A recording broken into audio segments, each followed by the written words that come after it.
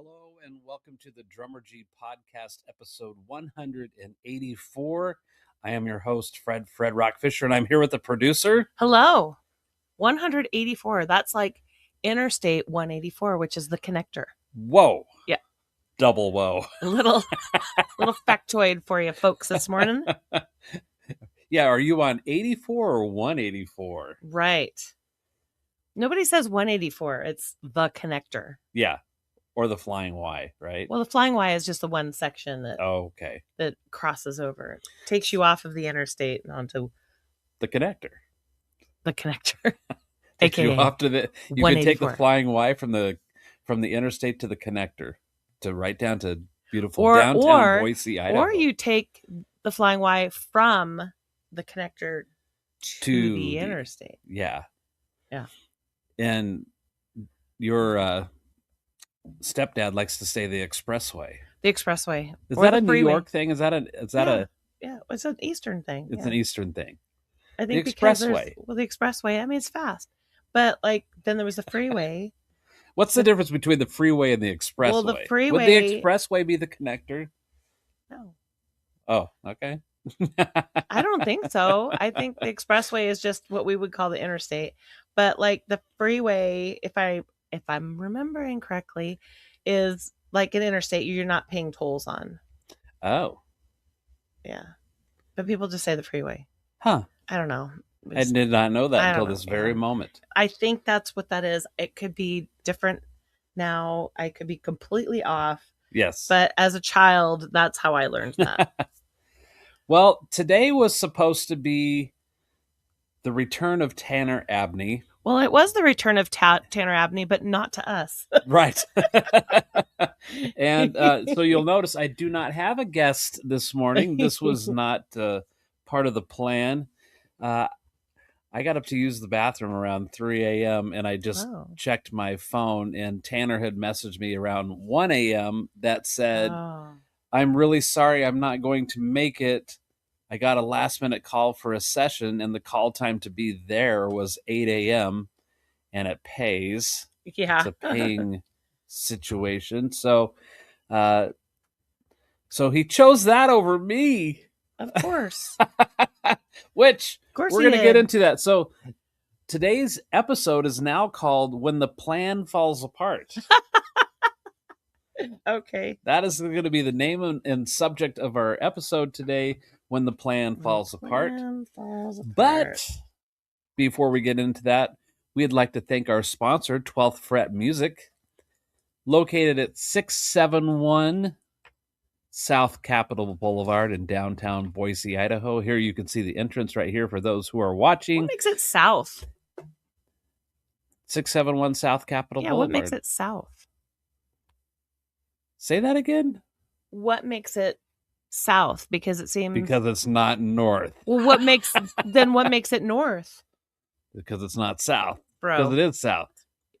John England is here. Good morning, switch? John. Hi, John. At what point does it switch from north to south? Because it seems to me like Capitol Boulevard should just be Capitol Boulevard without a north or south, because to me it's all north. It just runs from the Capitol to the depot, right? Well, I don't think the address is 671 North Capitol. It's south. Is it south? It is. All right. It is. So there it is. There's the entrance to our favorite music store. There it is. There it is. And home of the world's largest guitar amp.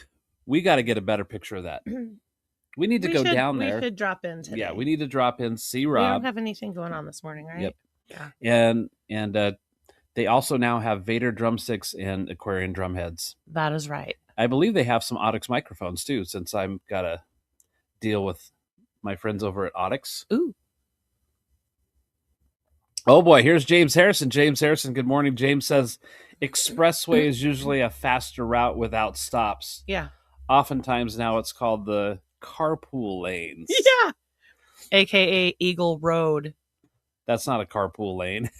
Carpool lane. I thought you meant... I heard... What are you talking about?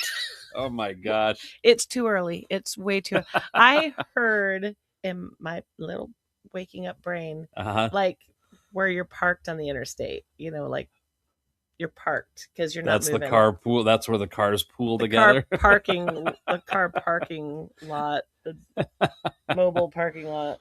All right. Which well, is known as Interstate 84 between Broadway and Nampa. Yeah. And also at 12th Fret Music is the drooling guitar, or the guitar that Mary likes to drool over. Are you going to show it? Yes, there it is. Thomas says the producer is sleeping drunk today. Yeah. Oh man, well, that could be true. I just don't sleep well. It's a problem. It's a total problem. And so like it affects my brain in too many bad ways. And but there's your guitar. I was up at like 4:12 this morning. Wow, that's pretty specific. And well, yeah, because I look at the clock and it's like, oh, great. So there it is, the Fender Jazzmaster. We've determined that's what it is. Yep. Yeah. Yeah. All right. So first of all, a congratulations needs to go out to the producer. I don't think anybody knows this. We had the producer on the show a few weeks ago because she did a recap of the songwriters retreat that she went to here in Boise, and it was like a 3.5-day songwriting composer camp. And now I'm doing the thing where JB was starting to cough. We got the morning voice frog thing. I think Tanner not being here has kind of thrown me off just a little bit. Oh, well, because I had all this stuff. Yeah, but I'm here. You're here to save the day. You're here to produce the show. That's right. Wow. So I wanted to publicly congratulate because Mary wrote a song and recorded it. A really quirky, and it was goofy. very, very fast. So we talk about Taxi off and on, and there was a listing that came through for a quirky, not overly polished, sort of demo-y sounding song, but without it being a demo. And it didn't mean that the singing had to be all perfect and everything, but it needed to be perfect enough to use for TV or film. So it was raw and emotional. Truthful. And they wanted it to sound like it had been captured, like, as somebody was in the moment. Yes, but without sounding like a demo, right? But also not sounding like overly produced. So this was actually, I think I had talked about this when I was talking about the retreat, that we had to write a song, and we all struggled with it because they gave us all these parameters and stuff. Yeah. But the listing, there were 2 options to write for, and there was option 1 and option 2, and most of us did option 1 because it was pretty simple. It didn't require a lot of instrumentation, and that's too in the weeds. So we went into the. Yes, it is. So you went into the. Sorry, I guess I'm too into the weeds. Well, I was just wanting to get to where you wrote a song really fast. And now it's taking longer. Oh, boy. Is there... And now you've broken my concentration. Is there an expressway to this? I broke your concentration. You go ahead and finish the story since you know it so well. So at the songwriting retreat, they had this thing, but they didn't have the full information that they needed. We didn't have the references of what they wanted it to sound like. So Mary got the references, and she's like, oh, it's supposed to be this. And she wrote a song just boom, that quick. I think I was in teaching, and she came in, or I saw her. You left to go do something, or you mowed the lawn, or I don't know. I wasn't gone for very long. Yeah. And boom, she wrote this song and recorded it and finished it really, really fast. And it got forwarded onto a music library. Yeah. And the funny thing is when you've submitted stuff in the past, I've labored over them. Yeah, you labored over them, and you usually hear back.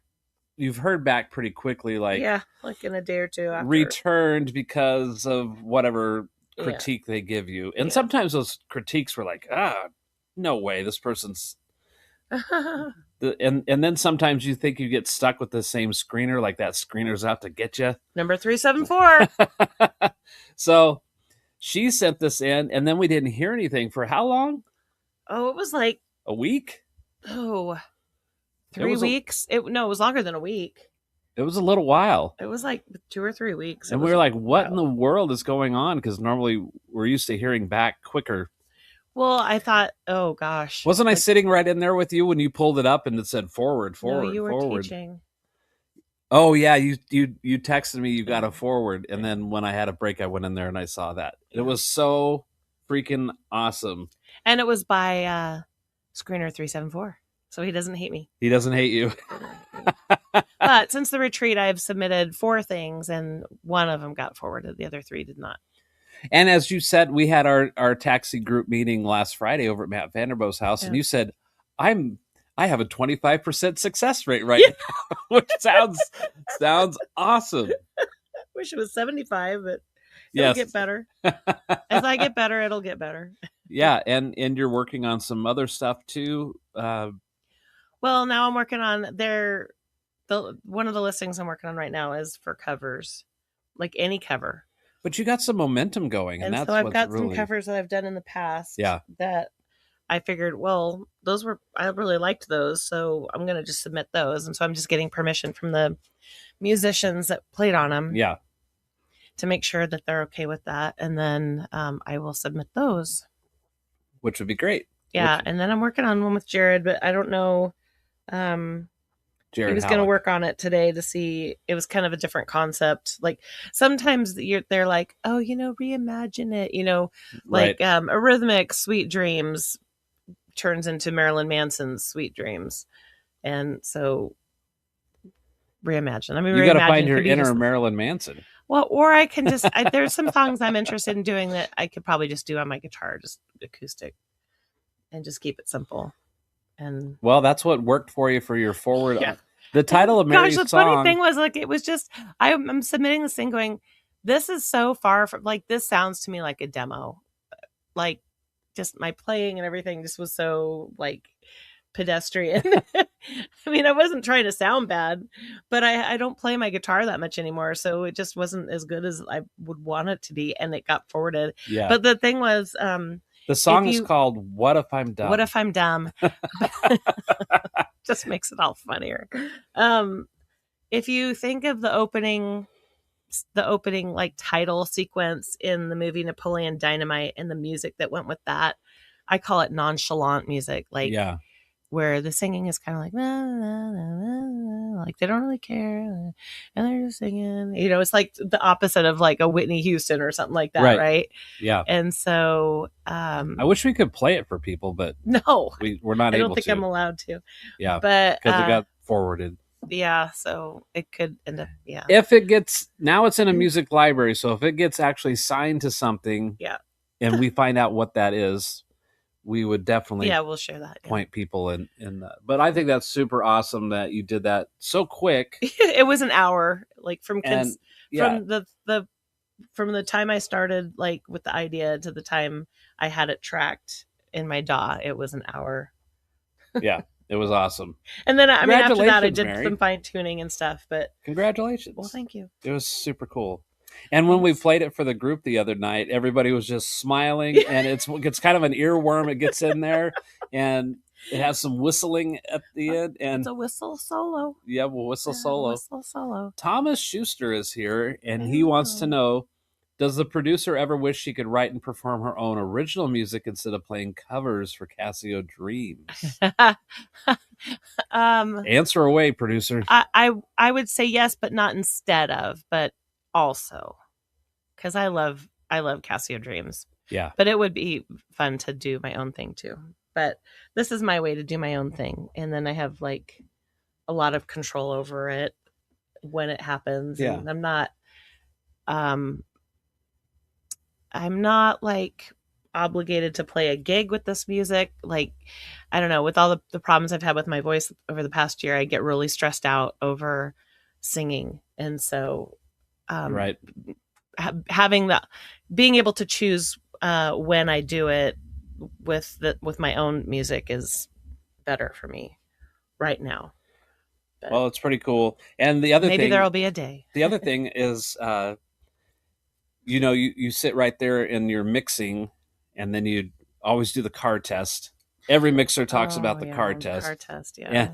And I mean, you can watch countless reels on. There's actually 3. So it's, let's see, where do I start? So of course there's my speakers at my desk, but then I do the phone test. So the speakers on my phone. Then I do the earbuds on my phone. And then I do the crappy Bluetooth speaker in the bathroom. And which that's where I have to listen to it. And then the car is the final. Yeah, all those different environments. And if it sounds like it has the car is the final, because it's a weird, I don't know, the way they put the speakers in that. So I have a Honda Odyssey, and I don't know if you're familiar with the front of them. They're kind of pointy, and so the windshield, like the way it comes down, it's like really triangular. Yeah. And they've got the speakers like right. So the speakers are in the dash, but then they hit the window, and it just is like this weird sound. And so if I can get my mixes to sound good in there, like the radio or a CD or something, then I know I'm onto something. Yeah. So, but my point that I was trying to make with your mix was you were trying to get feedback like from Matt Vanderbo and some other people. And I told you the mix is fine.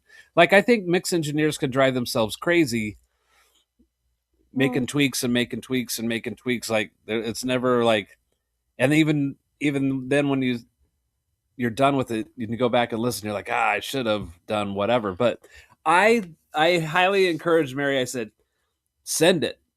Well, it's a simple song. There weren't a lot of parts to it. So there was the guitar. But it sounds great. And then there was a piano sound. Yeah. And, of course, the vocal. Was there something else? Little brush on the drum. Oh, your little brushy thing. Yeah. So, yeah, you just have to make sure that those levels are good, so you don't have one thing sticking out. And different environments can reveal that. But the thing is that you did this all self-contained. Yes. And it won. We joke that Mary's going to buy a Lamborghini with her. Yeah, the Lambo. The Lambo with her money. With all the money I'm going to make off of this. That would be hilarious, though, if that was the thing. Well, that's what's kind of funny about it is, like, you can work on something that's like, oh, this is such a good thing, and it's my baby, and you've worked on it, and you've worked on it, and you do all these things trying to make it so pretty, and then it's like, we're returning it because of this and that, whatever, and you're like, right, like developmental arc. Or, I've done collabs with people, and they're like, oh, the chorus isn't hooky enough, and I'm like, and so I do this, and then I've like written and tracked in an hour. Yeah. And it's not even like, the words aren't even great. They're perfect.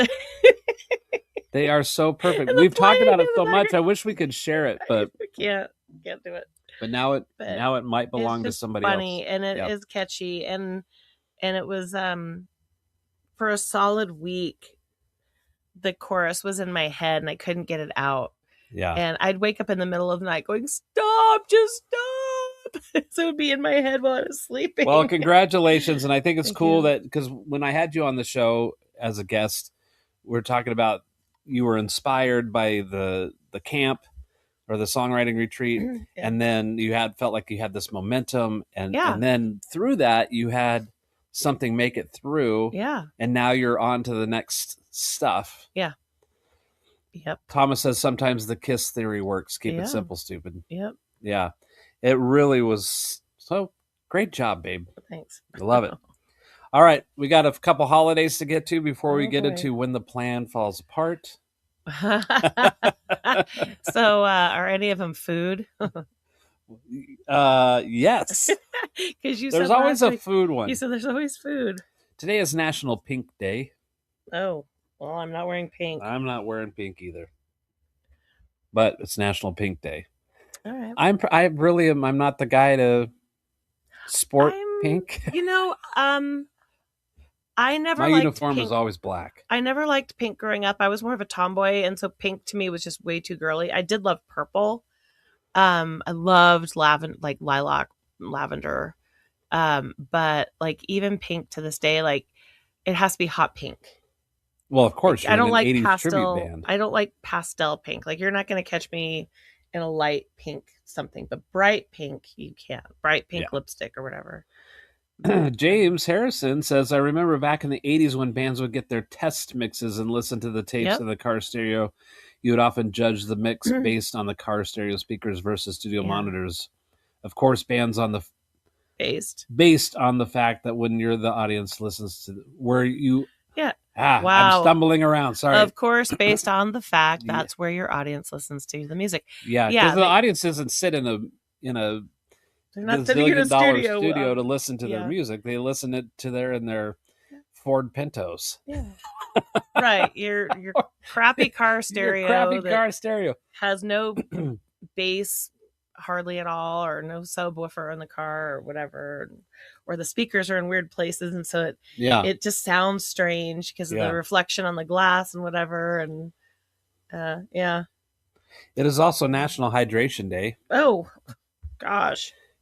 Yesterday I started drinking. I haven't been drinking enough water, and yesterday I started drinking water. And once I started, I felt like I couldn't get enough. My body was really thirsty. Yeah. And that water's clean. Huh? It feels good to drink just clean water, because I'll drink coffee throughout the entire day, but then sometimes when you have water, your body just goes, thanks. I wish we had the filter thing that you hook, like you hook up those water softeners or filters or whatever to like where your water comes into the house. Yeah. From the street. And so like you have nice clean water. I wish we had one of those. One major purchase at a time there, Mary. Huh? One major purchase at a time. Oh, well, I don't think that one's nearly as expensive as the other things we've had to do. Thomas says I'm sleep drunk today too. Yeah. I got to tell you, when the night before the show, the Drummergy podcast, sometimes I have trouble shutting my mind down because I'm really excited about whatever it is we're going to talk about, or who's coming over, or who's going to be online as a guest.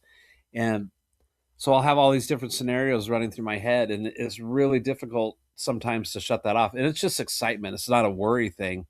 And then, so I was doing that last night thinking about, Tanner's coming over. It's going to be really cool, because it's been about almost a year and a half since he was here. And so I was getting all excited. And then when I had to go to the bathroom in the middle of the night and I checked my phone, he wasn't coming. Then I had another, now what do I talk about? Probably another hour and a half. I just laid there just kind of wondering, what now? What am I going to do? You probably always have just like a backup, like this is what I can talk about in case a guest can't make it. Yeah. James says choosing cymbals over water filters. Ooh. Yeah. Well, we did have to buy a new furnace and air conditioner. And we have a small deductible we need to pay for our roof, which that'll be in motion in a couple weeks. Yeah. Good thing we don't live in a rainy environment right now. Well, I was saying I would like to have clean water coming into our house, because whenever I turn on the faucet, I can smell the chlorine or whatever it is they put. I can smell that too sometimes, but we probably should change the filter in our fridge. Oh, yeah. Where our water's filtered right there. So, yeah. Yeah. Moving along though, you asked if there was a food day today. Oh, yeah. Are you ready? Yes. Are you sure? Yep.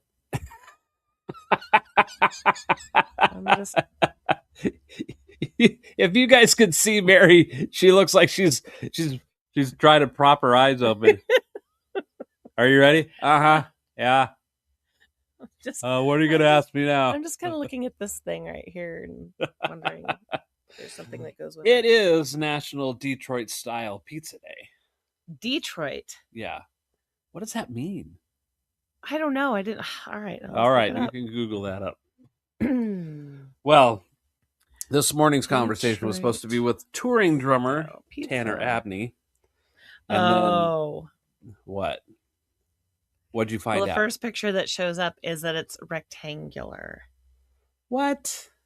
Yeah. Does it make it Detroit style because it's cut in squares? Detroit. This is what the first thing that's come. It says Detroit style pizza is a rectangular. Oh boy. That's the first word. Thick crust pizza, yeah, known for its crispy, cheesy edges, often made in a deep blue steel pan with a unique upside-down layering of cheese first, then toppings like pepperoni. Sounds like something you buy at Maverick gas Finally, station. racing Sounds like gas stripes station pizza. of a thick, sweet. Well, it sounds like the pizza that you got from Big Al's when we were there. Oh, now that was pretty good. It came out in like a cookie sheet. Yeah, that's what this looks like, but it's like deep dish, like Pizza Hut. Like a deep dish style pizza. Yeah, it's like the crust is really thick, and I don't know what they mean by layering the cheese first because this looks the same. I don't know. Yeah, this looks normal where it's like the pepperonis are sitting on the top. Usually, put the sauce down, and then you put the cheese, and then you put the toppings. I'm confused. It just sounds like gas station pizza to me. Yeah, but the stuff at Big Al's was really good. I've never been a fan of rectangular cut pizza. Does the shape of it ruin it for you? It does. Why is that? Because it's a pizza pie. Yeah. I'm always... Now, if I had only ever had rectangular pizza and then somebody throws a round one in front of me, I'd be like, what is this? What about when you get the rectangle pizza, but the slice is from like the middle of the pan, so it has no edge to it? Well, the way they've got this no handle. There's no handle for the pizza. The way they have this cut in the pictures is that there is no middle. It's just cut. It's cut down the middle and then across. So it's still, the middle is still like a pizza, like a round pizza. But wow. So you still have an edge. Well, that wasn't the case of Big Al's. They had like pieces from the center that didn't have. But you have some pieces that have two sides of crust instead of one. Yeah, it's just kind of weird. I'm glad you're taking my side now. It's weird. It is weird, but it won't stop me from eating it. Okay, we are not fans of Detroit style pizza. Now we know. Now everybody knows what Detroit style pizza is. Thanks for looking that up. Yeah. Well, so I started with, when the plan falls apart. So this show... is there not another Better Food Day? That's it. That's all there is. Oh, okay. Sometimes they have like one kind of mediocre holiday of the day, and then they have a long list. And last week was fudge, right? And so 2 days later, I said, you know what? I've never made fudge. I'm going to try making fudge. Folks, I tried to make fudge, and I'm not going to try again. Cheeky Devil is here. It was a fail. Says good day. Hope everyone has a kick-ass day today. Cheers. Well, thank you. Yeah. Cheeky Devil. I'm sure it'll get better once I wake up. Yeah, you're struggling in there. I am. I was struggling yesterday. Yesterday was awful. Well, you have nap opportunities await. It's almost like I feel like I'm jet lagged, and I didn't even do anything. Like, if I'm going to feel like jet lagged, can I at least have gone on a nice trip? I don't know. I guess. Can I at least say, I spent the last 10 days in France and Italy, and you just got jet lagged. Right. No. Well, this is normal. So, as I was saying, is that the show is live, and sometimes when I ask certain guests to be on the show, they're like, "Oh, so do you pre-record this?" I'm like, "No, we go live at 7 a.m." They're like 7 a.m. in the morning. Yeah. And typically if they're going to be here or be online, we need to be connecting about 15 to 10 minutes before, just to make sure everything's working correctly. Sure. And so our guests that we've had that are on the West Coast, like in the LA area, ooh, they have it hard. They have to be, because it's it would be going live at 6 a.m. for them. Yeah. But everybody loves me. Oh, Fisher, wow. So they're like, well, because it's you, Fred, they'll do it. And then people on the East Coast, they get the little bit benefit of a little bit of extra time. They get a couple extra hours. No, we just do it live. There's no going back and redoing anything. There's no editing of anything. So it's just as it happens, right? Mm-hmm. And so we were going to be catching up with Tanner Abney, and I listened to my original episode with him, episode 114, which is on YouTube and Spotify and Apple, all those things, podcast, Amazon Music. Just search Drummergy. Brian Lovins is here. Good morning to you, dude. And so you can go back and watch or listen to episode 117 when Tanner was here the first time. But part of his thing was, he said he tries to say yes to everything. He's a yes man. He's a yes man. So when he gets a call late in the day and says, hey, we need you on a session, it's going to pay X amount, you got to be able to say yes to that. And so that would override hanging out with Fred Fisher, which is hard to believe that anybody I'm would want sure to it was do a that. really difficult decision. I'm sure he labored over it. Like, James says most musicians are more familiar with 2 a.m. than 7 a.m. I'm gonna Maybe I should be doing my show at 2 a.m. What the heck, Fred? That would be so much easier. When everybody's awake at 2 a.m.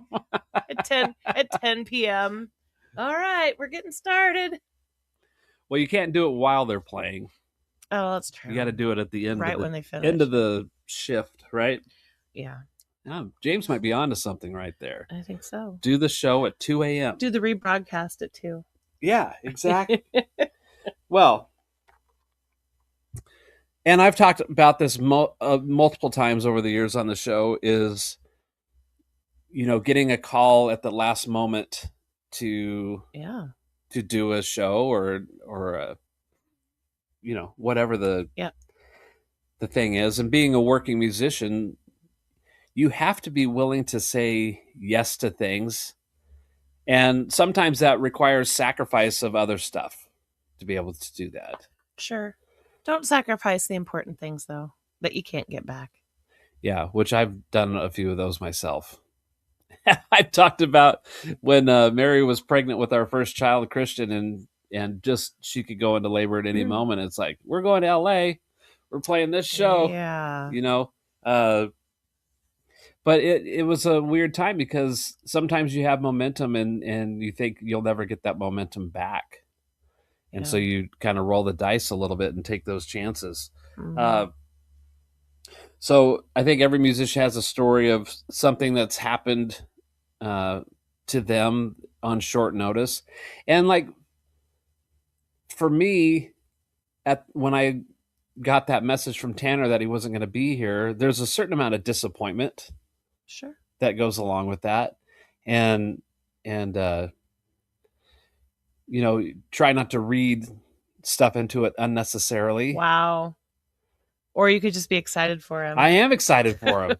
I am excited for him. What's there to read, Fred? So I'm just saying some people could do that. I didn't. So what's the shortest notice that, well, we can ask the audience, what's the shortest notice that you've ever had to do a gig? Have you ever had any short notice gigs, Mary, where you're just like, oh, I got to go do this thing now? Not with Casio Dreams, but I probably have with some sort of a church thing or a funeral or something. Yeah. I know specifically for Casio Dreams, your first show was supposed to be like in Cascade for some event. Our very first show was supposed to be, I guess they do like a fundraiser event for their fireworks for 4th of July, if they're still doing this. So they would have like this like little, I don't know, celebration little thing at the park or whatever. And they and they would raise money to pay for their fireworks. So we were supposed to play that, and something happened, and like I said, it was our first gig, so we didn't have our own sound system, and there was supposed to be a guy running sound and bringing all that, and he backed out. Oh, he backed out. Yeah, he backed out, and no, we weren't finding out, like we weren't getting any confirmation there was going to be any sort of sound at this event, and there was like nothing we could do to, you know, because we didn't have sound. And those moments are kind of tense because you're looking forward to your first show. Yeah. And things are starting to crumble at the last minute. Yeah, and this was like on a Wednesday and the gig was Saturday. Yeah. It was something like that. It was like last minute in the But then what happened? Well, so then when they said, okay, I guess this isn't gonna work, but you know, I don't remember the wording because this has been 8 years ago. But I called our sound guy that ran sound for us out at the church we were at, and who runs sound around town, Mike. I said, we were supposed to have a gig this Saturday, and it got canceled, and we were just wondering, and I'm thinking, like, what places around town, because I had been out of the scene for so long, and like a cover band scene is different from an original scene, like with Midline. Yeah. So I was just asking him, like, what places around town would be good for us to play at? Yeah. And he's like, well, Graney's has, like, we had a band back out for this Saturday. Yep. And I'm like, really? But how much were you supposed to get paid in Cascade? X amount of dollars. He goes, okay, you'll get paid that here too. I'm like, what the heck? Yeah. Next thing you know, I mean, it was like the gig was canceled and it was back on. We didn't have to travel. So the point in that is that you guys had this thing lined up. You're going to go do it. It's falling apart. You made a phone call or a couple or whatever, and then filled that spot again locally. Yeah. Which probably ended up being a better gig anyway. So like your friends and family would be easier to come see you. Yeah. So that's like in the moment, like we're going to call this episode When the Plan Falls Apart. Like in the moment that that's happening, it's easy to start thinking negatively, like, oh, I put all this effort into doing this thing and now it's not happening. And it's like, well, maybe the better thing's just right around the corner of whatever that is. Yeah.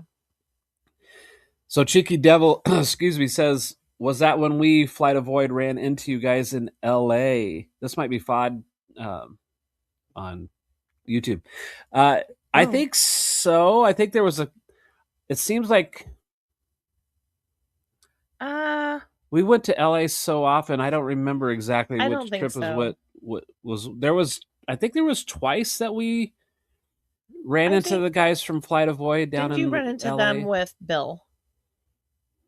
Didn't you have Bill with you? I don't think so. I don't know. I don't think so. I don't know. There was one time that they were down there doing some session work, and we were down there doing some shows, and we met up and hung out, and we guys had the time of our lives hanging out with those guys. Well, I remember you had the camcorder, and I remember there was some video of you guys. Yeah, we ran into Lemmy from Motorhead, and It may not have been the same trip where Mary was about to give birth any moment to Christian, and I think that trip we drove straight to Stymie's dad's house, slept, got up, went to. Didn't you guys play the gig and then drive home? We did, but that day we went to the record label office, which was on. I think they were like at Venice Beach, maybe. Yeah, is where the office was. Yeah. Mm-hmm. Was there, then went and did the show, and then after the show, they said we'd like to sign you guys, and we had this big moment, and then got in the van and drove straight home. As one would. Jamie Vink is here. Jamie Vink. And guess what? What? Jamie is doing some work with Matt Starr. What? Yeah, some career stuff. Way to go, Idaho. I know. Another star is born right there. Another star is born. Okay, Brian sharing something. I recently got a call at noon on a Wednesday to play a church teen group meeting that night. There you go. The regular drummer had a serious medical issue. Tunes I'd never heard, but they did have charts. It was tough, but we made it through the gig. There you go. There you go. And Jamie says it's great. That's awesome, Jamie. Awesome. And great job, Brian. Yeah. So last minute sub calls. And that's where being rehearsed and like not necessarily for that music, but just knowing how to play songs. Yeah, exactly. Having your chops up and being ready. I did step into those kind of situations. Yeah. I did a show back in November, I think. It was after I did the Guns N' Roses tribute band thing. Oh. Because that was last minute, and the last minute thing with Jukebox. Oh, Jukebox. So it was a similar situation. I think the Jukebox was the most last minute, like. Yeah, there was like for the amount of songs you had to learn and the time frame you had to learn it. So that's kind of like I think what we could bounce off of what Brian's doing is you know your instrument well enough, yeah, and the and what you may or may not have to deal with, and can navigate all those things and play the like being gig. able to recognize the different beats and like, Yep. oh, the song does this or whatever. Yeah, having musical intuition on what you're doing so that you could just be right there. Yeah. You don't have to be perfect, but you got to be available and steady, and you're solving somebody's problem, right? Yeah. Problem solver. Problem solver. Part of what I had my list was venue cancellations, and that's something that you experienced with Casio Dreams with your first gig. Yeah. I think that's the only time. That's the only time you guys have had that That right? kind of a situation. Yeah. I think, I mean, when COVID hit, there were all sorts of cancellations for everybody, right? Like we had all that. But I don't recall that we've had one where it's like, usually Jeff will, because Jeff does all the booking. Yeah. And does a really good job at that. And he has contracts and the whole bit. And so it'll start with like the negotiation phase, and we have a band calendar that we all put our time off in so that he knows when we're available or when we're out of town or whatever. Well, you guys try to have really good communication. Yeah, really good. And so he'll look at that, and if he sees that we're all available per the calendar, then he'll like shoot us a message and say, so and so wants us to play on this date, thumbs up, thumbs down, whatever. Yeah. And so then it goes from there. But sometimes it'll show up in our band calendar as tentative because he's still negotiating, and sometimes it's just some back and forth on amount, and sometimes it doesn't work out. But it doesn't mean that the gig got canceled. It just means it never really got scheduled. Well, and I'm sure that I have this front row seat to kind of how your band operates, and you've had a front row seat to how my band operates for a long time. It's I think sometimes musicians forget to be in business and to have some kind of agreement between you and a venue. And I've seen some ugly things unfold online on social media where, say your band was booked, you show up at the venue and there's other bands there, like they double booked by mistake or something. Yeah, I guess I've seen that a couple times too. Is that a disappointment? Like, see, when the plan falls apart. So for Midline, we had a contract that if something like that were to happen, we would still be compensated a certain amount of money. Yeah. As being inconvenienced by that. Yeah. I remember showing up somewhere outside of Seattle to do a show, and they had double booked bands. And we still got paid half of what we were supposed to because we had that in our contract that they did that. But I've seen that happen to other musicians or bands, and they start just trashing the venue or trashing the booking you mean verbally? agent or the talent. Yeah, they're like verbally bashing. I thought you meant physically. I was like, what? No. They're going online and going on some tangent about how awful something is, and then you watch this drama unfolding before you, and it's like, man, I'm not sure that's a good idea to air all that. Bridge burned. Yeah. Whoops. That is like, everybody makes mistakes somewhere along the way at some point. I remember. You remember not making mistakes? No. I remember a situation, and I feel like it was a local club, but it could have been somewhere else, where something happened. I don't think it was like they had a fire, but something happened and they lost all of their calendar. Oh.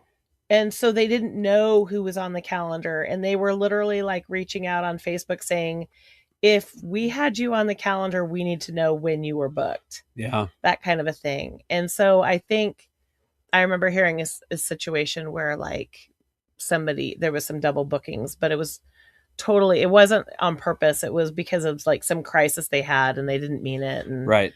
So like I remember seeing some people saying, oh, there was a double booking and so we're out and whatever, but we'll be there next week. I think if you're a musician and you start trashing venues or talent buyers or something online, that's dangerous.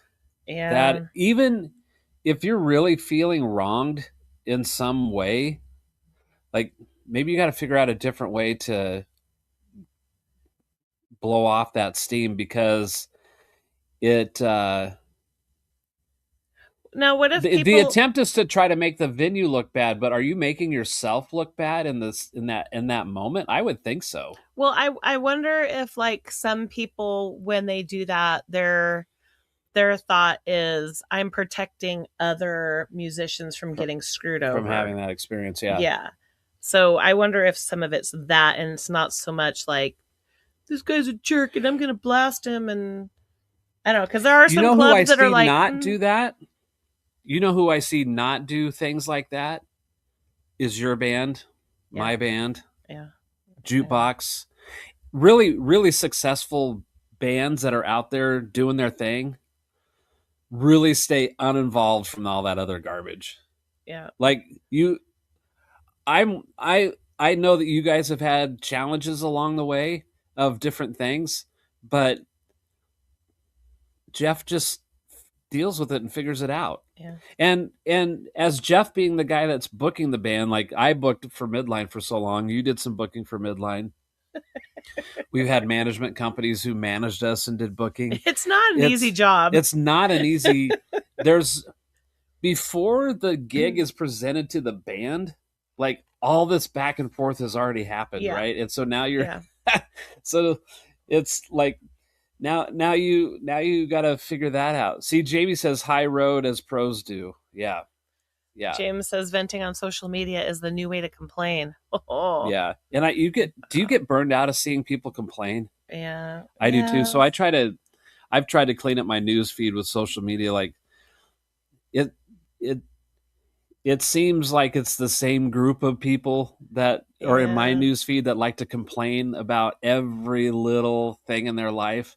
Like there's this one person who would be like getting gas at the gas station, and they just washed their car, and as they were hanging up it dripped a little drop of gas, and now they got to rewash their car. Like this has ruined their day. Like something that simple. I'm like, oh, poor little old me has to wash the car again. Day ruined. What are you doing there?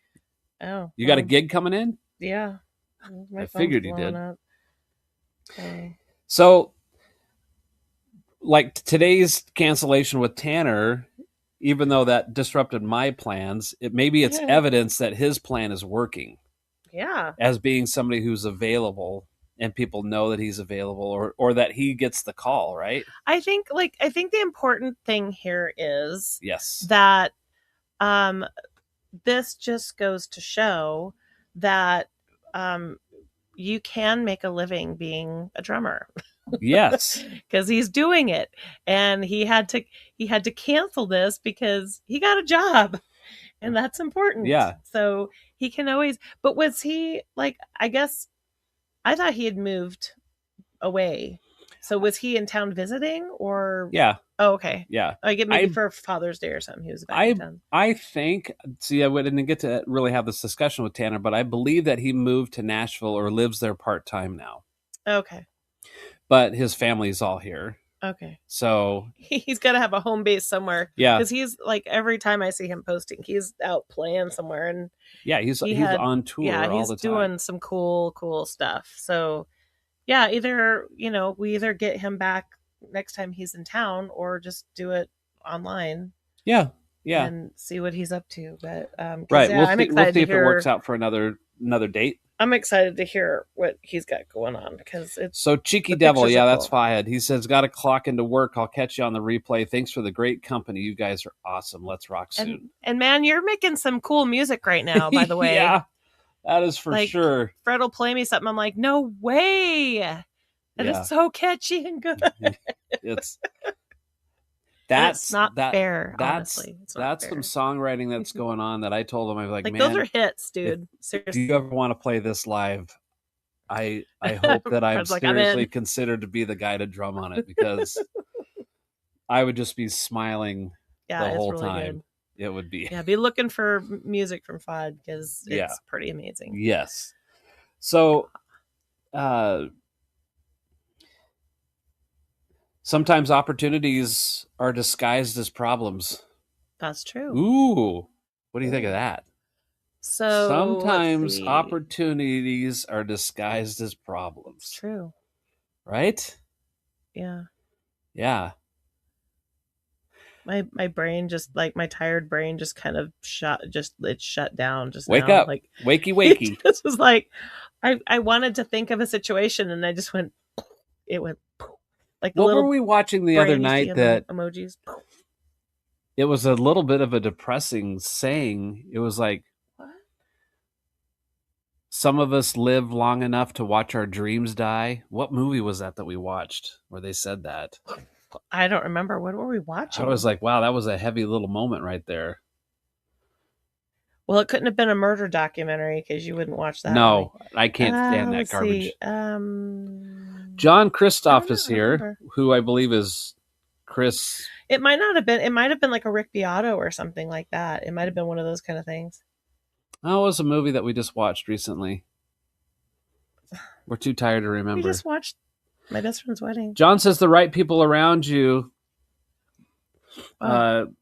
hold you accountable to staying out of that mindset are priceless. Yeah.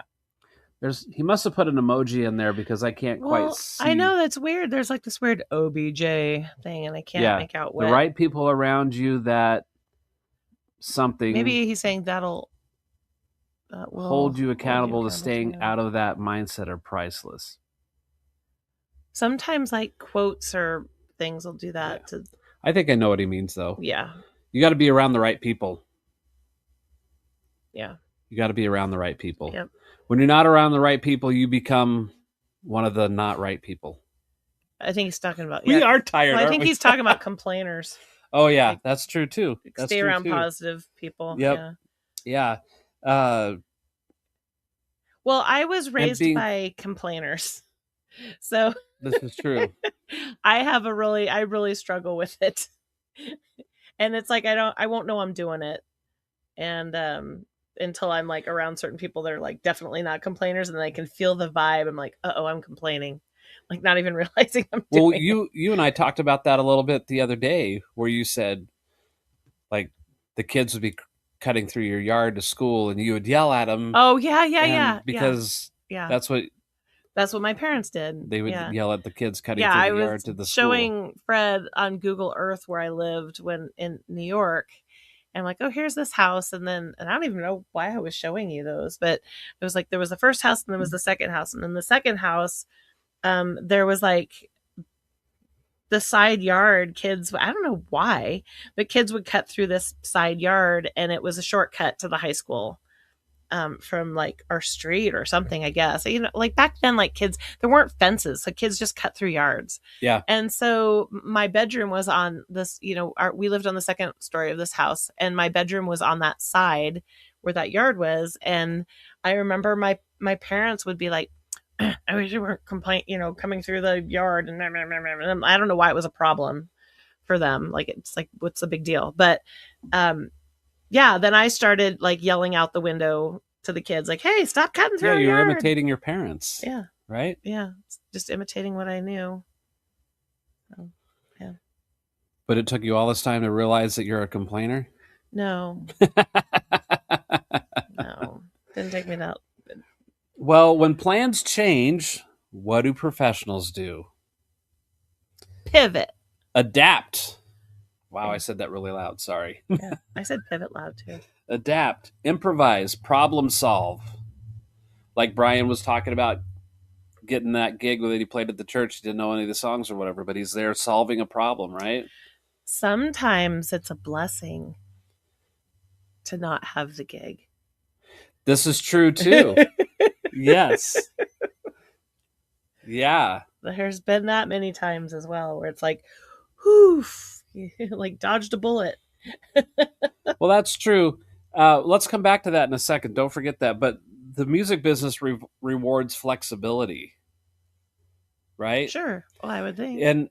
And the people that I've talked to along the way, people I've interviewed over the last few years, my own personal experience, my friends that I know that are in the business, the ones who have a lot of success with what they do have been the person that's willing to say yes to help and go do things.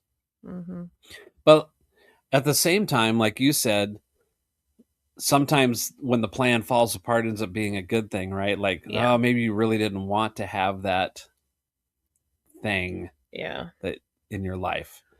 Right. I think right now, just because I'm thinking about your first Casio Dreams gig getting canceled, like, had it not been canceled, like, what kind of difficulties would you guys be trying to manage up there? Right. Sometimes a sound company is more or less somebody who has two speakers on sticks that they have had in their garage for karaoke forever. They're not equipped to mic up a drum set and have multiple instruments and mix all of that, right? Sometimes people think of PA as like, oh, it's a microphone and a cord and a speaker. Like, that's all that you would ever need. So maybe that was a good thing that all just kind of went firm, and you ended up playing in a venue that had that equipment already and actually had a legitimate sound person. Yeah. And honestly, I think that the city was like hoping we would just do it for free. So I think that we probably wouldn't have gotten paid. So imagine driving 2 hours to go up and do this gig, set up, tear down, drive home, and not get paid. Yeah, so you got 4 hours, maybe close to 5 hours in travel time. Yeah. Plus 2 or 3 hours of actual playing. Yeah. An hour to set up, an hour to tear down. Yeah. That's like a whole day commitment on a I hope we get fed a hamburger. Yeah. Right. So Jamie says we all have the power to make a situation good or bad. That's true. Sounds like he's been hanging out with Matt Starr. I'm so excited for you, Jamie. Yay. That is really cool. Really, really cool. Well, maybe you should explain what he's doing real quick, like Matt Starr coaching. Yeah. Have Jamie say that? No, you. Because you've done that with him. You've been mentored by him. So I think his setup is different now than when you did it. Yeah. So I was 7 years ago. MattStarCoaching.com. Mary, maybe you could put that link in the comments. If it'll Jamie work. says, dude, he rocks. Yeah, he's a cool guy. So I knew Matt prior to him starting his coaching thing. It wasn't long after that I had met him that he was doing that and was having success with it. And I could just watch what was happening in Matt's life with all of that. And then, of course, once I started doing some coaching stuff with Matt and getting to know him even more, and him having a lot of influence on the direction of my music career, I started talking about it all the time. And now my buddy Jamie is participating in some coaching with Matt. Yeah. Jamie, are you able to put in the comments a little bit about how long you've been working with Matt so far? And are you able or willing to share with us just a little bit of like where you are with that? Like what advice has been given you so far, if you don't mind sharing, and what steps you've taken to improve your situation?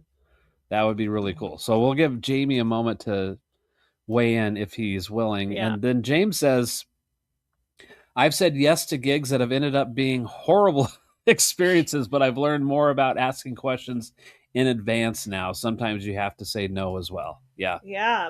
That crazy gig in Horseshoe Bend was. Which one? The church thing. Oh, yeah. The one that when we got done, Bob Coots says there's not a bar close enough. And there was literally one across the street. We so the church that we started at, like when we were married, I ended up starting a worship team for the first service. It started with just me and this other guy, Bob, and then it kind of grew. And anyway, the second service had a choir and stuff. So I don't know, this gal, like, they for some reason just loved us, even though we just weren't any good. And this one lady's like, oh, will you play for this event up in Horseshoe Bend? Oh, I'm like, oh, what's the event? And she said, it's an Eastern Star installation. I'm like, I don't know what that means. We do now. And like, I don't even know how to explain what it is, but Eastern Star is like, it's like one of those club type things, like Job's Daughters or something, or no, maybe not even that. It's like the Shriners, or it's like one of those kind of things, like some kind of club thing. I don't know.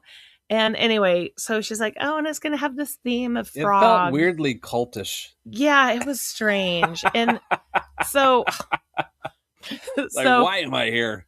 There was just so much wrong with this thing. It was just, oh my gosh. So and Deb Mickles was in my group. I'm sure Deb remembers this quite well too. And Deb so saved she was the day on that. Huh? Deb saved the day. She did save the day because she knew, because she has probably said yes to these kind of gigs before, and she learned just like James said. Yeah. But the lady's like, oh, I'm like, well, is there a PA? You know, so Deb's like coaching me, like, make sure you ask all these questions. Yeah. I'm like, okay, well, is there a PA? She's like, oh, yep, we just got a brand new PA. Right. I'm like, okay, and Debbie's like, that just doesn't sound to me like they have a PA. Like, nope. She's like, that doesn't sound right to me. So she brings like just this makeshift, like little, whatever system, whatever she had. And we show up to this building that if you're driving through Horseshoe Bend, it's just before you get to the Chevron. It's this building with it's on the right side as you're driving, you know, going through town from Boise up north. And it's right before the Chevron. And it's this building with no windows. And anyway, like, I'm thinking like a church service, you know, it's an hour long and you go in and you play a few songs and you're out, right? And so she had like probably 5 songs for us to play. Yeah. She picked them out. Yeah. And we had to learn this because it was all it was themed. Like she had, I don't understand why it was themed. Some song from the Muppets. It was a Muppet. We had to play It's Not Easy Being Green, that Kermit the Frog thing.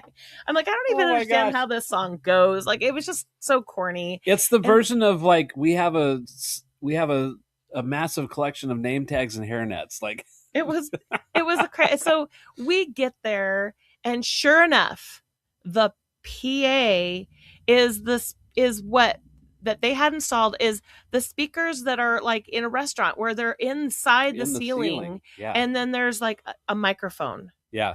And like you go over to the wall and you turn on the thing, and now the microphone is on, and like, boop, boop. Is this on? Right. Just that, like... And that's their PA. Yep. It's like, so 3 of us are supposed to sing into this one microphone. Awesome. Good job, Deb, for bringing something along. Uh-huh. And so, yeah, it gets even better. I throw open, this is when I played bass guitar. And so I throw up my bass case, and I had left my case open the night before, not realizing something like this would happen, but I should have known better. I left my case open. I had been practicing, and I don't think my guitar was in it. I think I just had it open. Yeah. And so, not knowing, I opened my case at the gig, and I grabbed my instrument cable, which is the kind that has like the fabricy knit stuff around it, right? Yeah, like it's like wet cord, and it was wet. And I'm like, what the hell? Why is my cord wet? Uh-huh. And I kind of freaked out, like, and then I could smell it. Yeah. My cat had gotten in and peed in my bass case on your cord. On my cord. And it smelled so bad. Oh. So, yeah. So it was just this. And so then we're like, and she never told us it was a 3-hour event. So we're sitting, like, there's not even like chairs for us. We're sitting in a pew that's up against the wall, and we're like in this long line. Yeah. There were like 5 of us. And then this piano that was over in a corner. And so like we were so detached from the pianist, and it was still ranks as the worst gig I've ever had, and definitely the craziest gig I've ever had. Yeah. But it was 3. I just kept going and going and going, and we're like, oh my gosh, when is this going to end? And so then when we were finally done and we were packing up, Bob goes, there is not a bar close enough. And there was literally a bar across the street. It was the corner cafe. The thing that we got out of it, though, was this story. The story, and to always ask, right, what kind of accommodations do they just have, like and then saying, don't believe them. You learn to ask the right questions. Yep. Now, recently for me, I've let go of doing certain gigs, and because I have other things that I'm trying to accomplish and to work on, and need to dedicate the time to be moving my career forward how I want my career to go. Yeah. And because I let go of some of these other things, I've had other people notice that my schedule is a little freer, and they start offering me the same sort of situations that I've stepped away from. Mm-hmm. So those to me are easy to say no to, because if I was going to say yes to that, I would just stay in the situation I was in. Like, I wouldn't trade that. Yeah. So James says Eastern Star is a religious-based organization similar to Shriners, Moose Lodge type stuff. Yeah. And then Jamie answered. Well, that's what we were on. So we asked Jamie about what's he working on. So Jamie just started with Matt Starr, working on setting rates. My rate in the business mindset, getting into networking with musicians that are at the level I'm shooting for. Yep, exactly. Having a rate is so important to what you do. It's like the hardest thing to do too, because I don't know, for me, asking for money is really, really hard.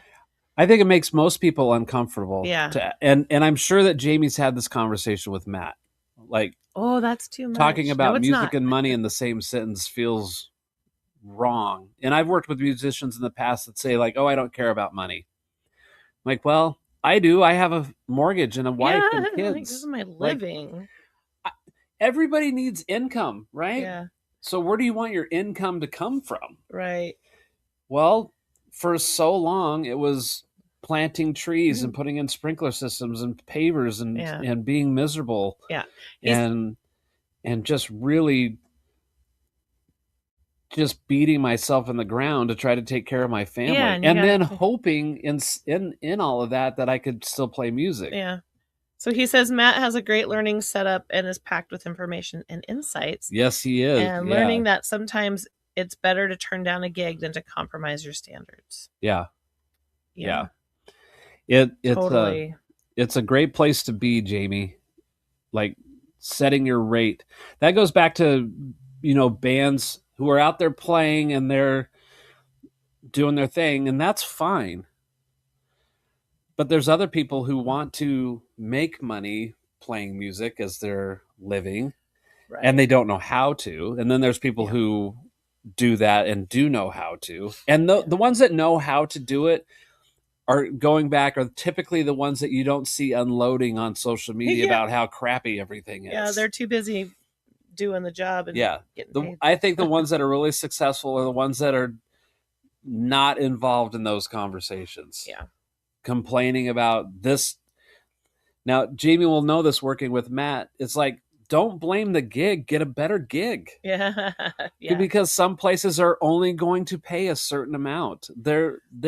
However they're going to compensate the band works in the context of whatever that business can afford or is willing to put out there. Right. And sometimes those places are excellent places for a band to start, but I don't really think they're meant for bands to live in that spot indefinitely. Yeah. And that's where Matt Starr said, like, those are the dishwashers of the music industry. Yeah. Where he had so much stuff go viral because of that statement. Oh gosh. And we were talking about that with our son, who is a line cook and has done the dishwashing and all that. Yeah. And he's like, Mom, the dishwasher, da da da da da. I'm like, I don't think you're understanding that. Yeah, he was trying to make this point of like how important the dishwasher is. Dishwasher, yes, it's an important job, but your dishwasher is probably not making the same amount of money as your executive chef. So, or the head chef, or even the wait staff that get tips and all that. They're not it's usually an entry level job. So yeah, so his point was there are gigs that are considered the entry level, Yeah. and if you don't want to be stuck in that entry level place, and there are plenty of bars that love to help out bands as they're getting started. Like, sure. That's their thing.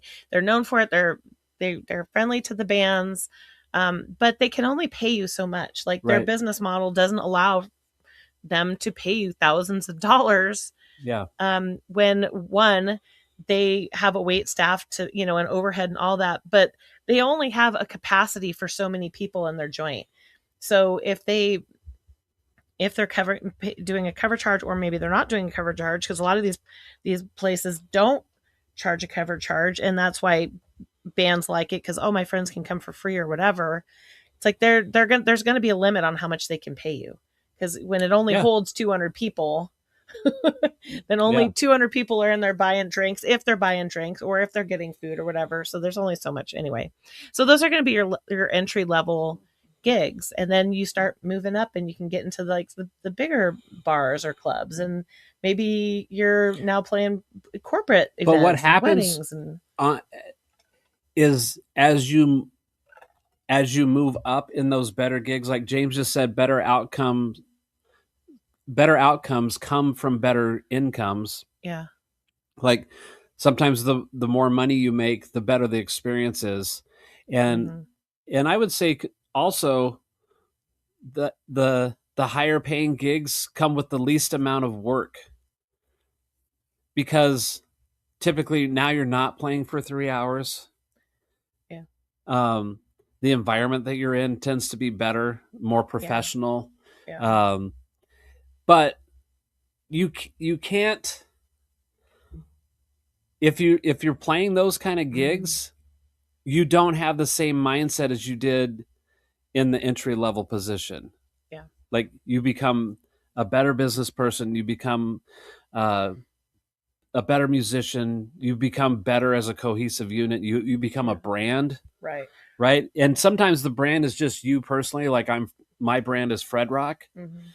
And yeah, James says people often confuse the bar business with the music business. Exactly. And then Seth says, I not long ago sat in with Jeff Crosby at a house party. I used a stack of firewood, the metal frame of the firewood stack, and some drumsticks. It was a blast.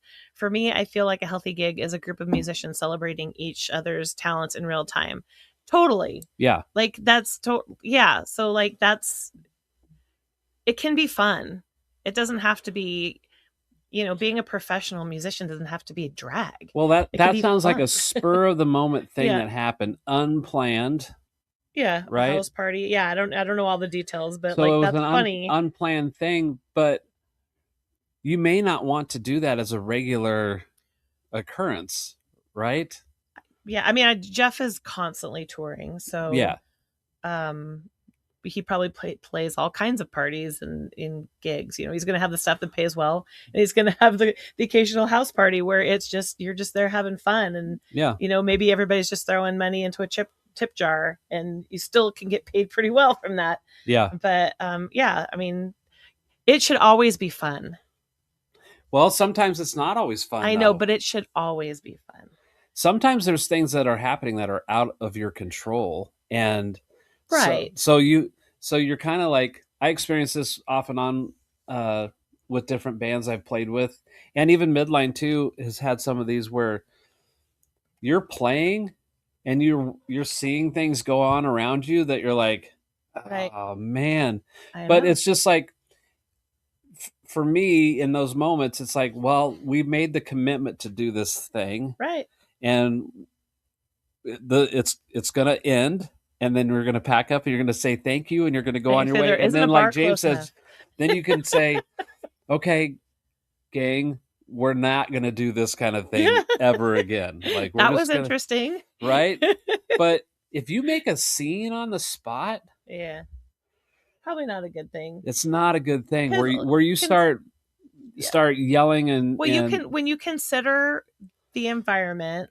Yeah. You're playing, so maybe your beef is with the club owner, but it's not with all the people that are there to watch, or just the patrons that they happen to be there, and this band shows up to play. Like, you want to leave a good impression with whoever's watching, even if it means you have to leave a good impression with the club owner that you've got a beef with right now. Yeah, exactly. So try to have fun. And sometimes when you just make yourself have fun, you end up having fun, even though you're like, I never want to do that again. We got through it. Well, being professional will never backfire on you. Yeah, that's true. It's never going to backfire on you. And we're all human and faulted, you know, with different things. Like, something could happen on stage that bothers you, and your natural instinct might be to look at that person and like, what the heck, man? Right? Mm-hmm. And sometimes we feel like maybe that's necessary to keep this thing on track.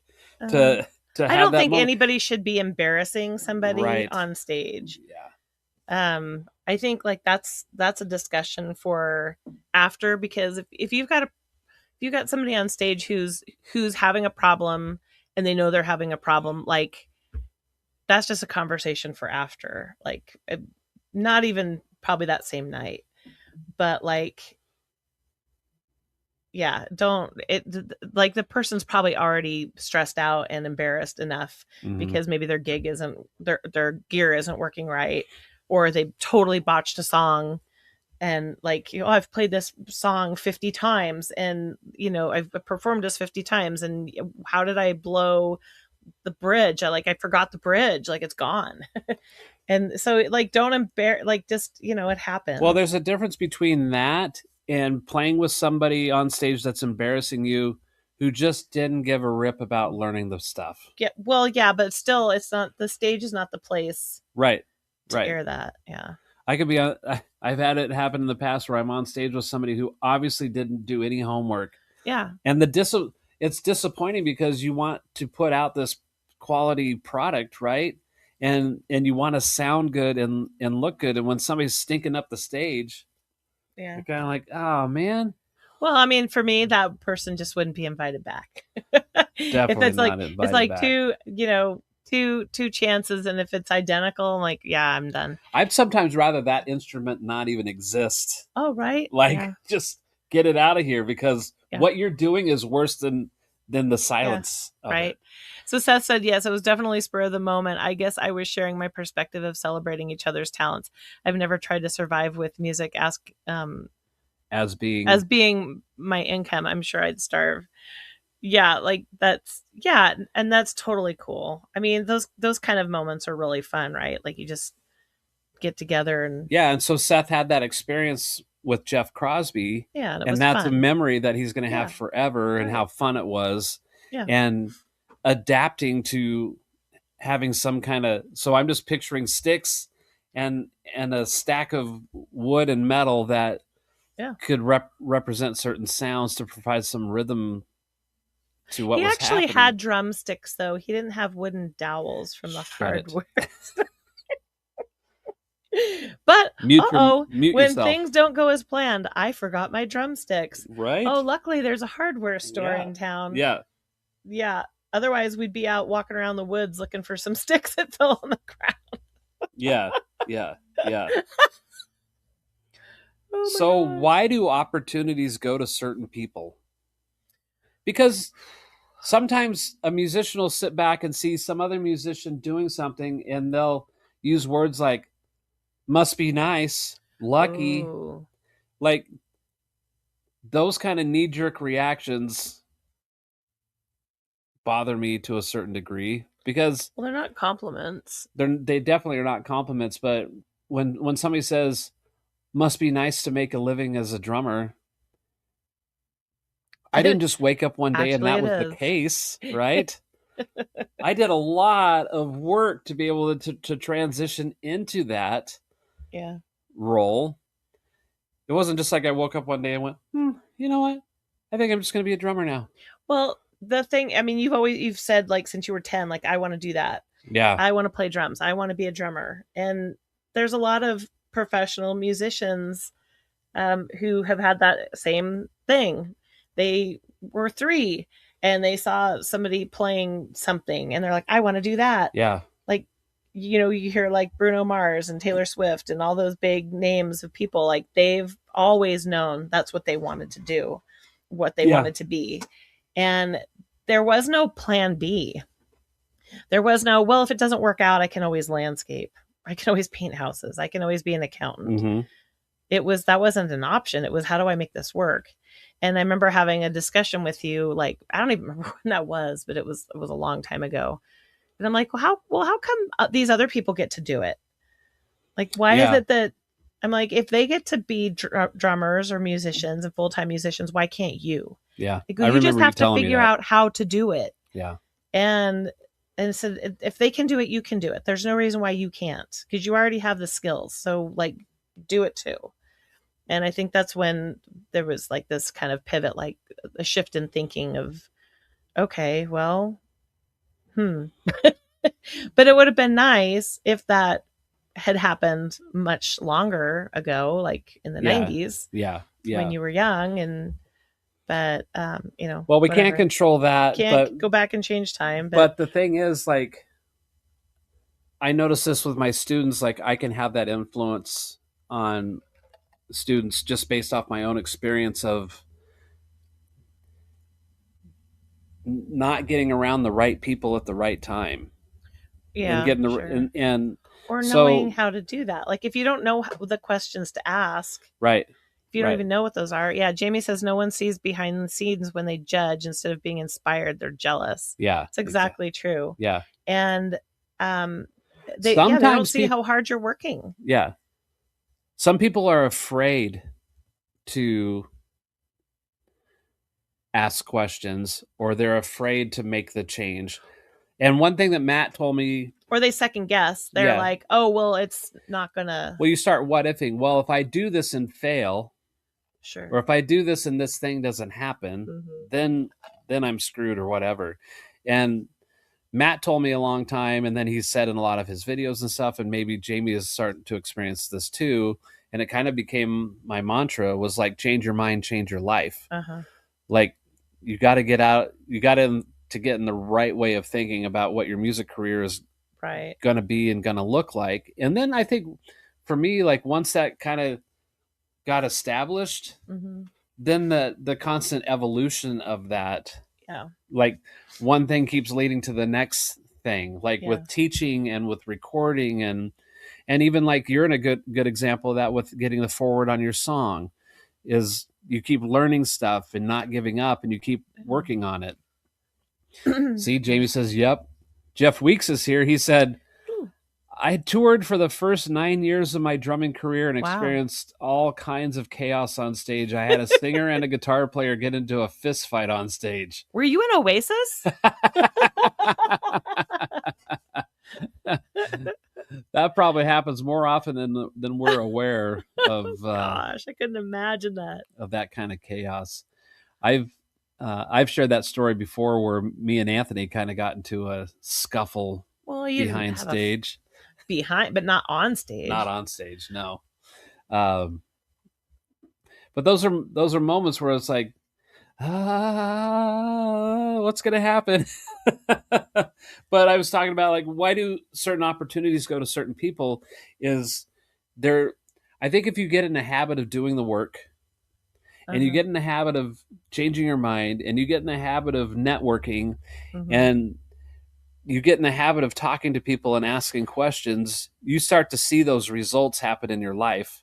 Yeah. I think your attitude and personality have a lot to do with it too, because if you're just a schmuck, you could be the best drummer out there and people are like, he's but so I am hard a schmuck to work. Who's the best drummer? No, Fred. Like, people, you don't want people saying they don't want to work with you because you're so difficult. Yeah. Like, you don't want to be that person. You want to be easy to work with and flexible. And like you said, you're solving a problem. Like, we need a drummer. We need a guitar player. We need whatever. So be that person that they need and move on, and then move on to the next gig. Yeah. Well, I know. I'm curious what he left us for. Like, is it the same band that he's been playing with, or is it a different band? I don't know. I have no idea. I don't even know who he's playing with. I just see these pictures, and like he was just in New York City, and there were all these people, and you could see the buildings. It was so cool. I'm like, what are you doing? Yeah. Let me see if I can add this. Let's add this image of Tanner. Tanner, we're going to talk about you anyway, buddy. Let's see. Yep. Oh. So there, it might take a second for it to appear for you, Mary, because it's on this delay seconds. There it is. There it is. Like, so there's Tanner. Cool picture is that, right? I don't know what city that is, but it looks like a big city with a lot of people. And it looks like there's a stage across, doesn't it? Like on the far left, it looks like there's another stage. Like they go back and forth. Oh, could be like it's a festival or something. Yeah. And so maybe people in the back row or in the front row for the other stage. Yeah. So Tanner's not here to explain this picture, but look at that. Look how cool that is. Yeah. That's a guy who says yes to stuff. Yeah. And he's all these opportunities where they lead. It's like, why do opportunities go to certain people? Well, they go to certain people like Tanner because they're available. So that's what I have on my list: availability, reliability, preparation. So that goes back to like when Brian Lovins was talking about filling in at this church. Is like he's an accomplished drummer already, and so for him to step in and listen, like he's got all those skills, right? Right. And then relationships. Yeah. And so that's why Tanner getting that call is actually a success story. Yeah. Even though it disrupts what I was going to do this morning. That's okay. Yeah. That puts me also in the same position of like, okay, well, here's a small little challenge. What are we going to talk about? How are we going to navigate around this? Because that guy in that picture said yes. I have to I'm looking at this picture and I have to laugh a little bit because I see the case that he's got this little tiny keyboard, little MIDI keyboard sitting on top of this case that Jeff has the same case, and so does Adam, I think. And then he's got his Mac cable with tape wrapped around it, just like Jeff does. Except Jeff has like neon, like everything's neon for 80s, but like it just kind of cracks me up. It's like you see all the same things like in people's setups, like, oh, this is what works, this is what's the best. This is a small little kit. Like this is I wonder if that's just like a backline thing. It might be, but I think that Tanner typically plays a 4-piece kit on tour. Oh. And which works for all the stuff that he does. Yeah. Well, that's all you need. Yeah. Jeff Weeks says, I got all my gigs because I was a very cool guy. Drumming was a second. There you go. Yeah. So you got to have like, ability's a must, but attitude's number one. Right. So if you put them in that order, right. Like your attitude is the first thing and then your ability. Yeah. I mean, if you're like, oh, I need a drummer for such and such, you're not going to call the guy that's not any good. Or that has you would think that would be the case. Or that's barely I mean, like, right? You're not going to call somebody who has like very little experience on their instrument. I think I saw you bashing away at drums at Guitar Center. You want to play in my band? Oh my gosh. Yeah. So yeah, that picture of Tanner is a good example of like he's been doing all the right things. He's doing all the stuff. He's gone. He's out on the road. He is living it.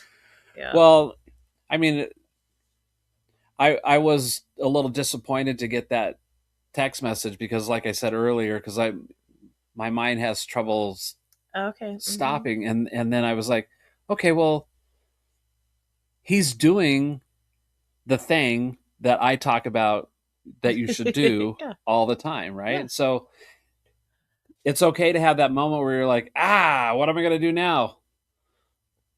I'm not going to get mad at Tanner because he's doing the thing. But now this is an example of like, well, how am I going to shift what I'm going to do to still have a good show?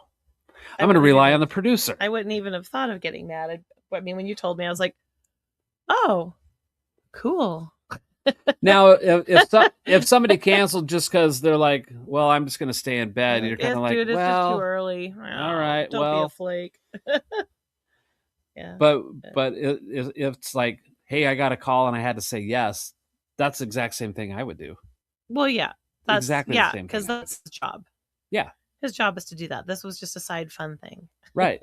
Yeah. So it's really cool. So congratulations to Tanner on good job on getting and that he's call. probably already, I don't know if he was driving or flying, but he had to be at the call time was 8:00 this morning. Yeah. So that's why he couldn't be here, because if he was having to be not 2 a.m. Not 2 a.m. If he was having to be on a plane or something, he's at the airport. Yeah. He's gone. Jamie said made for a perfect show, really talking about pivoting while pivoting. Yeah. Yeah, exactly. Thanks, Jamie. I know. That's Man, I Jamie, I would love to get together, even just to hang out for coffee or something soon. We could meet up at a coffee shop, and I would love to get some one-on-one info on what you're doing with Matt. I am so excited for you, and I think that's really, really cool that that you're doing that. James says adapting is key. Having a plan B often takes your focus away from your plan A. Yeah, definitely. It's I think a lot of times if there's a plan B, people take plan B because it feels safe. Yeah. Do you think that too, Mary? Yeah. Yeah. Scary to the plan A is, I don't know. Well, plan A typically requires you to get out of your comfort zone and work hard. Yeah. Yeah. Make the phone call, send the email, and not and be diligent and not give up. Yeah. It's easy to get tired and be like, oh, yeah, not today. I'm not doing that today. And then today becomes tomorrow also, and the next day. And well, for me, Tuesday is a long day because I do the show early in the morning. And then I start teaching at 1 and I teach until 9. So I got an 8-hour teaching schedule just straight on through. That's 16 students. Yeah. And so part of me, who made that schedule? What? Who made that schedule? Me. Me did. Me made it. Yeah. I love it though. Yeah. I love it though. I've mentioned before, like every person that walks in that door is the next possible future rock star. Ooh, well, right? Yeah. So I just played a gig at when was that? Last weekend? It's been was that Big Al's? Yeah, Big Al's. It wasn't just the weekend we just had, right? It was the weekend before. I don't know. I'm losing time. I'm telling you. Yeah. All the brain cells are just dying. Just falling. James says classic thing, fail to prepare is preparing to fail. Yeah. Yep. Anyway, so I was at this gig and one of your students was there. Evelyn. Yeah. And she was there with her band. Yeah. Which the funny thing is those guys have been going to our gigs for years, and I see them all the time, but I've never like officially met them. Sure. They'd come and take pictures, and then I never see them post them, I guess because I'm not friends with them on Facebook. But so anyway, Evelyn comes up and like introduces me to her band that I already kind of knew. Yeah. And I don't know where I was going with this. You said something and it made me think of that. Did See how tired we are? What Thomas call it? Morning drunk or sleep drunk? I don't know. Jeff Weeks says, but to be clear, my drumming was important. Yeah. Yeah. Okay. That I think we got that, Jeff, from what you said. Like being a cool guy to hang out, but like you have to have that ability at the same time. But yeah, what was your point? There was a point. It was based on something you said. I said, what did I say? I got to back up a little old bit. People. We talked about Matt hanging out with Jamie. James says adapting is key. Having a plan B often takes your focus away. We talked about if you have a plan B, you typically take that because it feels safe. Like you have to do the work. We were talking about I said Tuesday's a long day because I have students. And then you said, speaking of students, your student Evelyn was at my gig. And then you started talking about her band. you were talking about students coming in. Oh, future rock stars. Yeah. Thank you. See, Jamie just said about teaching the next rock star. We worked our way back to it. Yeah. So Woo! So here you've feel got. like we just took a hike. Here you've got Evelyn, who is playing in. I mean, you've had several. Yeah. Students, but like she's just having so much fun. She's playing in this band called Reactivo. I guess, do they sing in Spanish? I believe so. Okay. Yeah. And I don't know anything about them, but they're on Facebook. What was it? Yeah, they need to change their Facebook account to like a band account. It's like a person account. Yeah, like you have to send it a friend request. But there's Before other you forget, Reactivos. though, say what you're gonna say.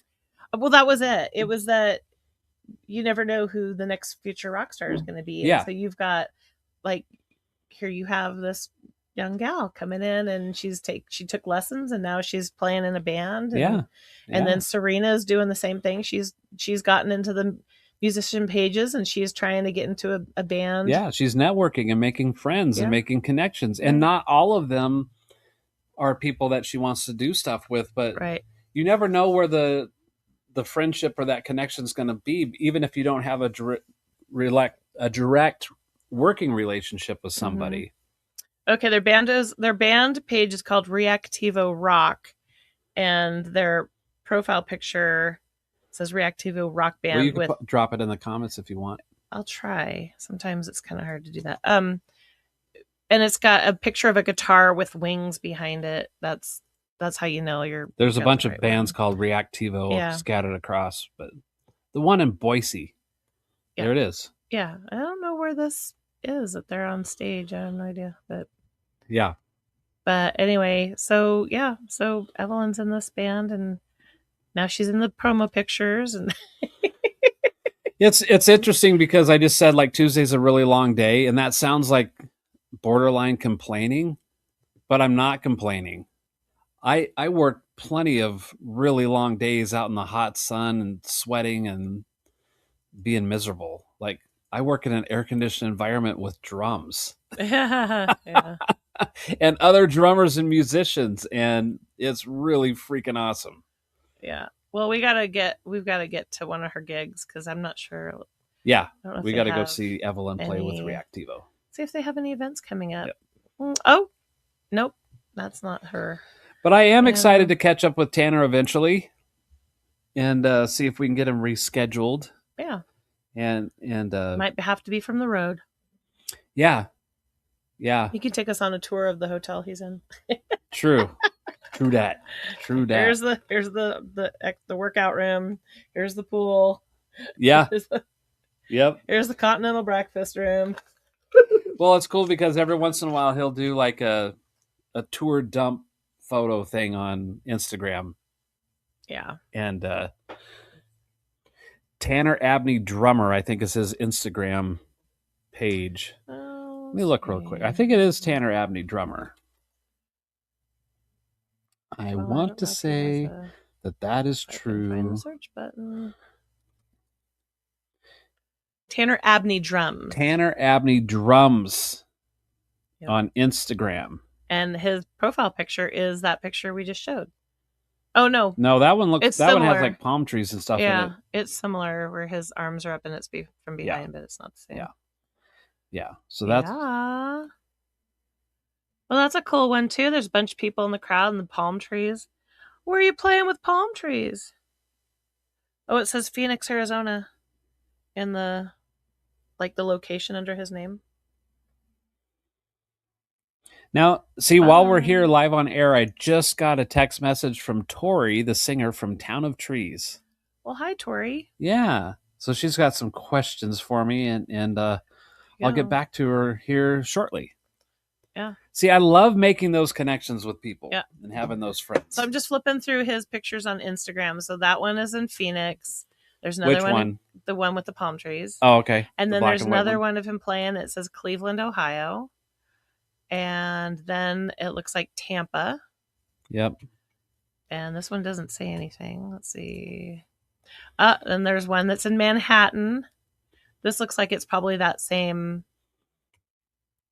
But yeah, it is. Our audience can't see those right now, so you just got to go to you have Tanner to go to Abney Tanner Drums Abney on Drums Instagram and check out. But what it shows him doing. setting up. He's got a little time lapse of him just setting up the drums, and it's at that, and you could see the stage across the way, and people setting up stuff on the other stage too. Yeah, that's kind of cool. Well, speaking of cool people, next week we're gonna have Billy Shoes Johnson on. He'll be on remote from California. He's another one that has to be up an extra hour early to fit my schedule.